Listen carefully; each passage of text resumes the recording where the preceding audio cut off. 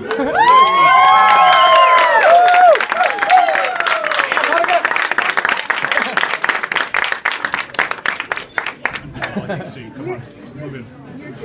thank all of you for being here. Thank you, Jackie. Thank you for all your hard work. And Sherry Springer, I think, was here. Or she was.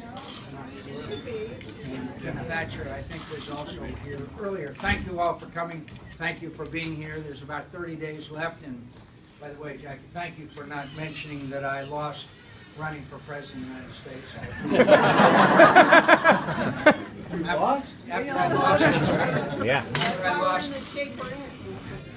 After I lost, I slept like a baby. Sleep 2 hours, wake up and cry, sleep 2 hours. And I'd like to, and I know some of your good citizens come and spend the winter with us in Arizona. We'll always be glad to welcome you and come and stay with us. But I want to ask your sympathy for the families of the state of Arizona. Because Barry Goldwater from Arizona ran for President of the United States. And a guy named Morris Udall, who was a congressman from Arizona, ran for President of the United States. And a guy who was our governor, a guy named Bruce Babbitt from Arizona, ran for President of the United States. And I, from Arizona, ran for President of the United States. Arizona may be the only state in America where mothers don't tell their children that someday they can grow up. So I ask for your sympathy. Monica and I were driving here and saw all the beautiful trees and scenery, you know.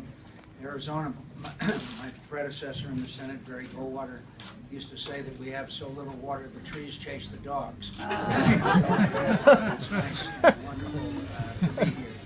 I'm here because I believe in this good and decent person. I believe that she will work change in Washington. I believe that she will help us regain the majority and fix the United States Senate, which Senator Merkley was one of the major wreckers and destroyers of the traditions of the United States Senate. Senator Merkley, I want to tell you right now, Senator Merkley was one of those largely responsible for destroying the Republicans or minorities' ability to advise and consent in the United States Senate. That to me was reprehensible.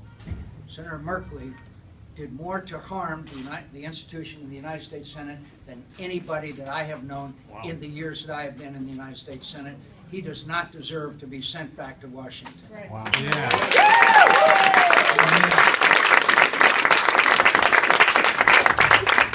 By the way, I don't say those things very often. I don't really say those things very often.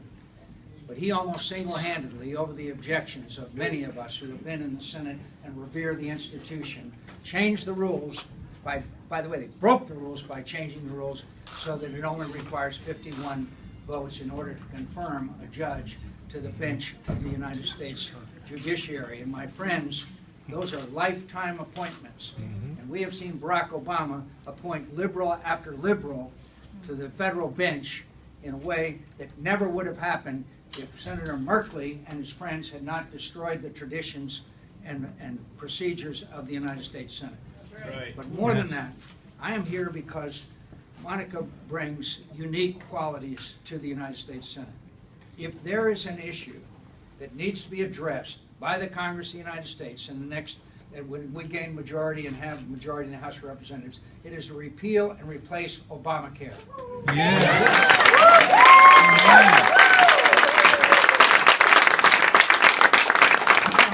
I don't have to tell anybody in the state of Oregon what a failure it's been. I have to tell you that. We're the poster child for failure. We're going to have to replace and repeal Obamacare, and one of the provisions that Monica and I will push harder as anybody, if you don't want to have to join Obamacare, you don't have to if you don't want to. That should be a fundamental principle. We should not ask these young people here to bear the burden of the cost of health care for old geezers like me. That's the scam that Obamacare is all about. The second thing I want to talk to you about, where Monica brings unique, absolutely unique credentials, and that is this terrible issue, this terrible, heartrending issue of the lack of care for our veterans. Now, my friends, there are veterans today all over America that are doing without the care that they have earned by serving and sacrificing for the United States of America. If there is anybody who understands what our veterans need as far as their health care is concerned, it's Monica, okay? Because she's worked there and she's been there. So, you know, when people come to the Senate and they expect you to be quiet the first year or two, Mr. Merkley's been for 6, except for that. Wait, can you name me one piece of legislation Mr. Merkley has passed through the United States Senate? Nothing. Next time you see him or one of his supporters, ask him. This last time I checked, there was an Indian land deal, but nothing else has he been responsible for in any constructive way, except, as I said, to have a leading role in destroying the institution of the United States Senate. How many bills did he block? The veterans in America, my friends, are not receiving the care that they have earned. There is nothing more, I think, disgraceful than us not caring for those who have served and sacrificed for our country. It's all started in Phoenix, Arizona. There's an allegation, which has not been disproven, that 50 of our brave veterans died because they did not receive care when they applied for it. And now we know that, according to the Inspector General, that's a systemic problem which is spread all over the United States of America. And it's got to be fixed. Now, here's a person, not a lawyer, who will come.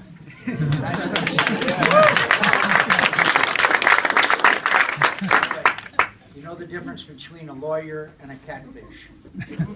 One is a scum-sucking bottom dweller, the other is a fish. So, Monica knows what needs to be done to fix our veterans' care facilities. My friends, we passed legislation, I'm proud we did, okay, through both houses of Congress overwhelmingly and signed by the President. But anybody will tell you, including the new head of the Veterans Administration, that's just the beginning. We have long-term serious problems with veterans' health care. Who has worked there? Who has had her hands dirty? Who has done the work caring for our veterans? Excuse me, had her hands clean. Excuse me, scrub. All right, so that is of vital importance. Finally, I just want to mention one other issue with you very quickly, and that's the issue of national security. There should not be a veteran in Oregon that could vote for Mr. Merkley and the President of the United States. We have gone in 2009, when he came to office, to a situation where there are very credible and real threats to the security of the United States of America. It didn't happen by accident. It's an accident. It is a feckless foreign policy where the President of the United States wanted to withdraw from the conflicts in the world, only the conflicts will not withdraw from us.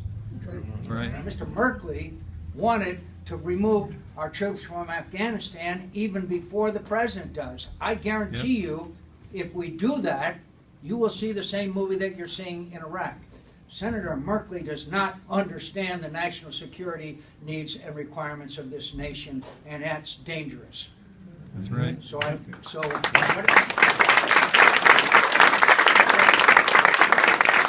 what you'll hear from the Democrats and the President. Well, we wanted to have a sustainable force, remain in Iraq, but we couldn't get it done. In the last few days, Secretary Panetta, a Democrat defense secretary, has said, not true. We could have left a sustainable force. Secretary Gates, former Secretary of Defense, has said the same thing. Ambassador Crocker, the finest diplomat, most respected on earth in the last few days, has said we could have kept a residual force there to maintain stability in Iraq, and it would have mattered. And now we see ISIS literally at the gates of Baghdad. We now see a terrorist organization, the richest, the largest, and the most powerful terrorist organization in history. They have hundreds of millions of dollars and more coming in every day. Thanks to the collapse of Mosul and the Iraqi military, because we weren't there, they now have tanks, they have armored vehicles, they have all kinds of equipment, and they moved over in Syria as well, where only 192,000 Syrians have been slaughtered by Bashar Assad and ISIS in the last several years. This president had a recommendation from his Secretary of Defense, Secretary Gates, his head of the CIA, David Petraeus, and his Secretary of State, Hillary Clinton, to help the Free Syrian Army and give them some weapons. He overruled them. He overruled them. And now, of course, he's trying to at least a small effort at providing them with some arms. Every single thing that Lindsey Graham and I said would happen if the President of the United States didn't act correctly, we predicted. I'm sorry to tell you, has happened, and I predict to you now, unless we leave a force in Iraq to remain there to sustain stability there, you will see the same movie that we are now seeing in Iraq today. So we have a feckless foreign policy. We need Monica there. We need a majority. We need a majority in both houses so that we can put the brakes on this president who has put the United States of America in greater danger than we have been in since the end of the Cold War. And we care, and you care, and the veterans who have served and sacrificed in Iraq and Afghanistan certainly deserve better than the outcome that it's had today. My friends, just one small example. There's a city in Iraq called Fallujah. Fallujah, in 2007, the most major battle of the Iraq War, where the Marines and soldiers went in to get al-Qaeda out. We lost 96 dead, several hundred wounded, and we got al-Qaeda out. Today, do you know whose flag flies over the city of Fallujah? ISIS. ISIS. ISIS. ISIS. That did not have to happen. It breaks my heart to meet the family members of those who served and sacrificed, and it didn't have to happen. We need a new voice in the United States Senate. We need a voice of moderation. We need a voice of independence. I am here because I believe in Monica, and I know you do too.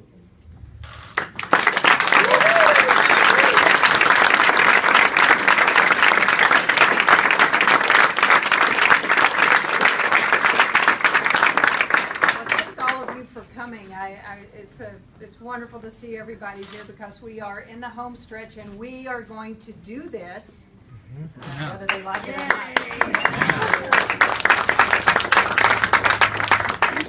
I get asked one question more than any other as I go around, all around this state.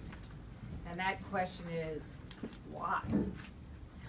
My children asked me this when we were talking about running for this office. My children said, Mom, why would you leave a job that you trained until you're 35 years old to do and everybody loves you to jump into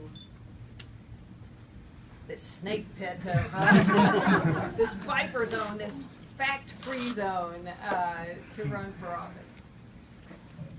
And so I always tell them a story that I think exemplifies it the most.